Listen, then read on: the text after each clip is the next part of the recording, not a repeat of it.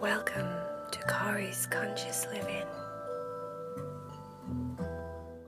Hello, my favourite friend. If you haven't joined Cat Club yet, please talk to your mum, your dad, your guardians, your grandparents, whoever it is that's in charge, and ask them if you can join the Cat Club. You'll get 3 exclusive Heidi, Cherry and Vaya stories every month on the 7th of the month.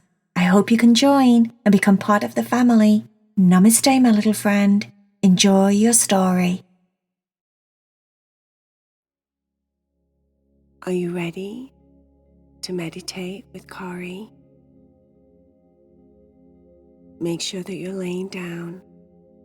You're trying to be still and quiet so that your body can relax and let go of your long, busy day. Take a nice, big, deep breath in for me. Breathe all the way down to your tummy. And then breathe it out. And let your tension and your stress go. Again, a nice big deep breath all the way down to your tummy. Breathe it out. Let go of your tension. And relax. Tucker had just got home. He'd been on a date with Belinda. They'd been to the park. They'd been playing tug-of-war, chase the ball. They'd been playing frisbee with a frisbee, and they'd had a lot of fun. Tucker couldn't wait to get home to tell Leo all about it. Leo was laid on his dog bed. He'd been fast asleep most of the day, just relaxing on his warm, comfortable bed, when Tucker bounded through the dog door. Leo, you're not going to believe it, Leo. You know what, Leo? I've had such a good day. We've been playing all sorts of different games at the park, and you're not going to believe it. You're not going to believe what happened. Leo raised one of his eyebrows and said, "What, Tucker?"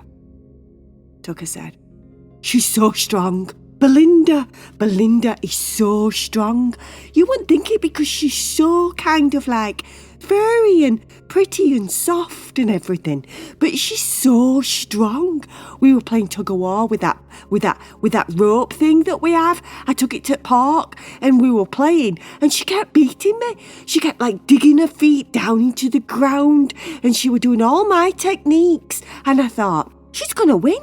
What am I going to do if she's going to win? I don't think I've ever met a girl as strong before. And that were it.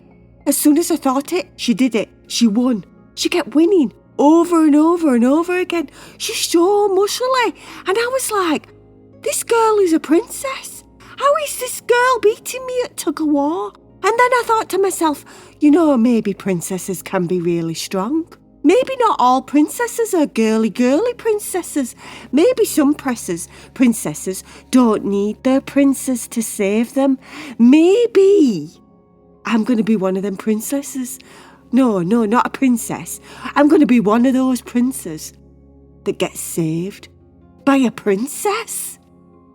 Leo said, "What's all this got to do with princess and princesses?" Tucker said, "Well, let me tell you. Like Vaya. Vaya's a princess, our friend Vaya. And she's a princess and she dresses like a princess and she wears princess crowns and she wears princess gloves and she wears princess shoes and princess dresses. And she always is very kind of girly. Not in a bad way, but just very gentle and delicate and very, princess-like, isn't she? She's very princess-like. And then she likes to do nice, gentle things that princesses do, like wear pretty dresses and not get dirty. And she doesn't come across as if she's really strong or anything, does she? Well, I was thinking this morning when I was looking at Belinda, oh, Belinda, you're so beautiful. Belinda, I love you so much. And as I was thinking, oh, she's so beautiful, I was naturally just putting the two things together. She's beautiful, she's a princess, and maybe I should treat her like a princess. I should treat my girlfriend like a goddess, said Tucker. Leo said, yes, well, it's always nice to treat girls like a goddess because they are, aren't they? Tucker said, well, yeah, that's what I thought. But can goddesses or princesses be like princess warriors? Leo said, I see where you're going with this. Tucker said, now do you get what I'm putting down on the table? I'm telling you, I think she's a warrior. Because she's so strong and she beat me every time at tug of war. Then she beat me at frisbee.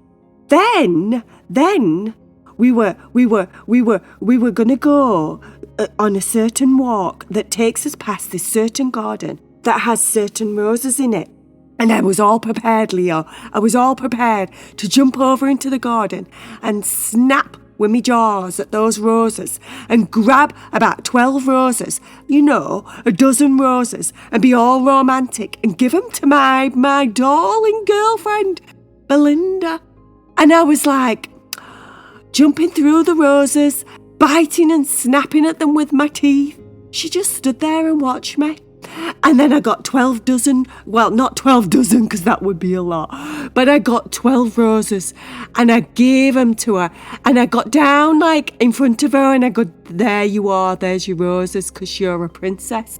And she said, Tucker, that's lovely. Thank you. Do you know what I like to do with roses? And I said, no, Belinda, do you like to put them in a vase? And Belinda said, no, I don't. I'll show you what I like to do with roses. I chased her for a mile. She's so fast, like I couldn't catch up. My tongue was sticking out. It kept like dragging on the ground because I've got a big tongue. And I was like, she's so fast. Why is she so fast? I don't believe it. And then I was chasing her. We must have run for like 2 miles, Leo. And she didn't look puffed or anything. She kept running. And then we got to that farm. You know that farm that's at top of the hill? That's like, obviously, 2 miles away. We got there. And do you know what she did with me roses? Leo said, no, what did she do with your roses?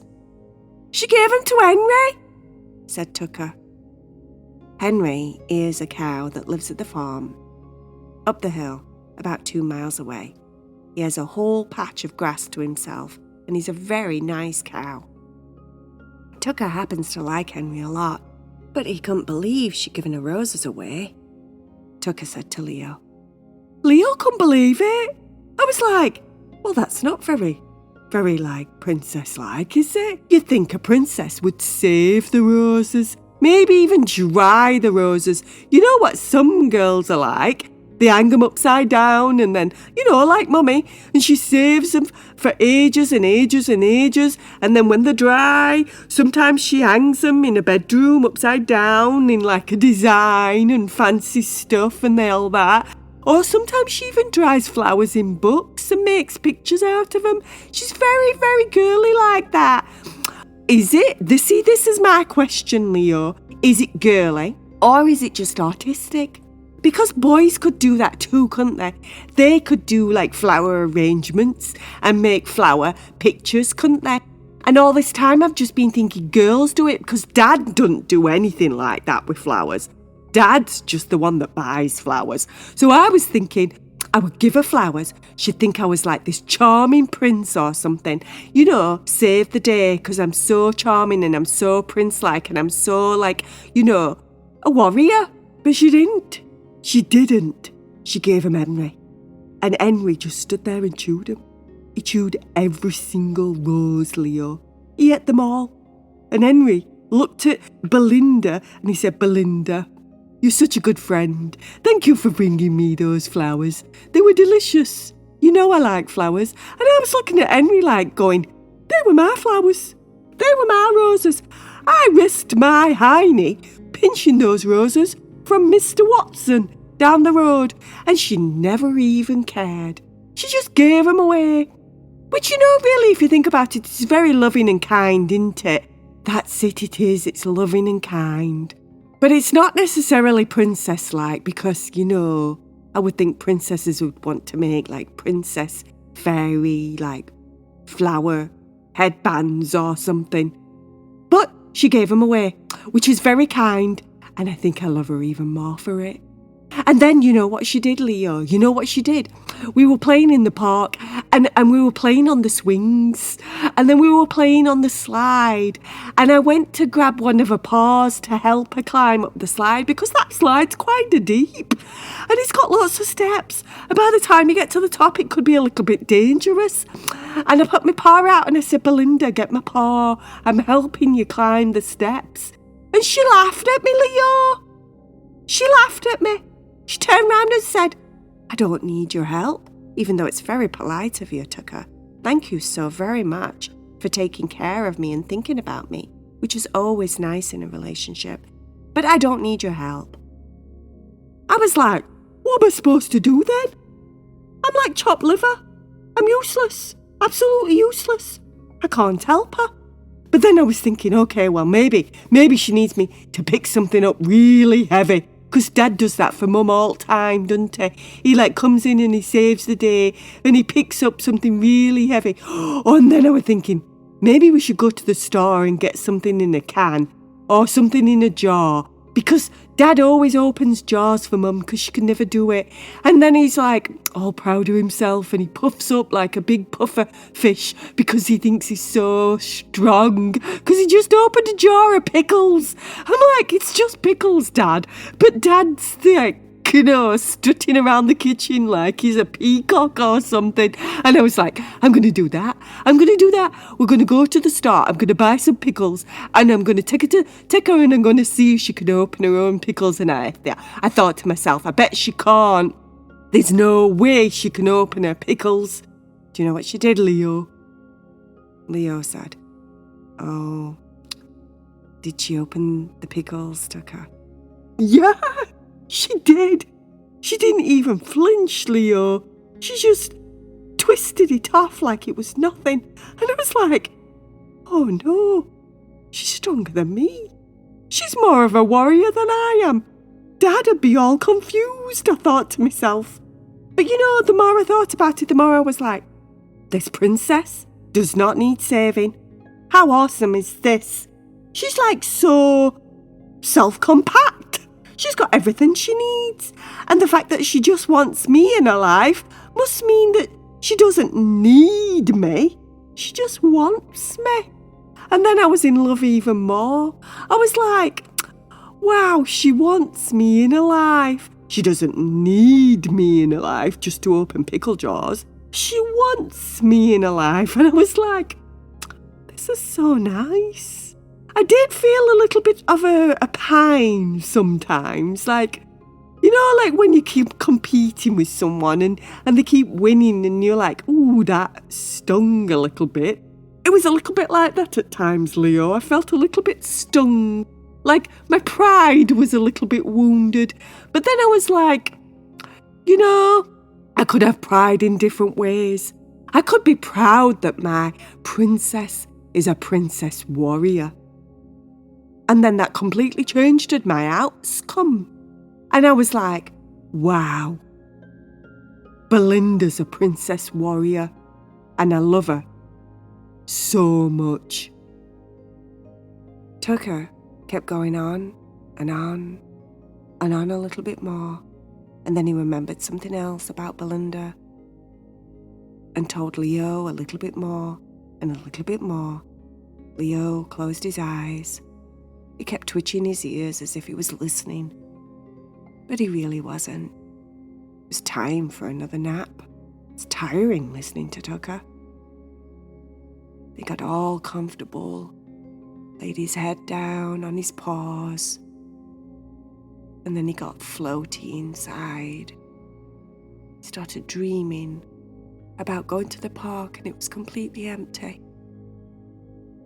He was in heaven. No other dogs, no other people, no children. It was wonderful.